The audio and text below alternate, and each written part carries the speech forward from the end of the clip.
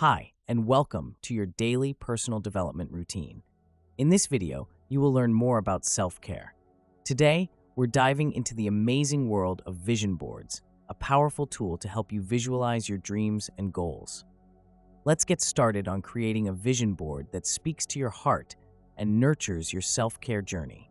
First, grab some supplies. You'll need a board, magazines, scissors, glue, and your favorite markers. Find a cozy spot where you can relax and let your creativity flow. Preparing your space is key to getting into that self-care mindset. Next, take a moment to reflect on what self-care means to you. Is it relaxation, adventure, growth, or something else? Jot down keywords or phrases that resonate with your vision for your life. This is your opportunity to define what you truly want. Now, flip through the magazines and cut out images, words, or quotes that inspire you. Don't overthink. Just let your intuition guide you.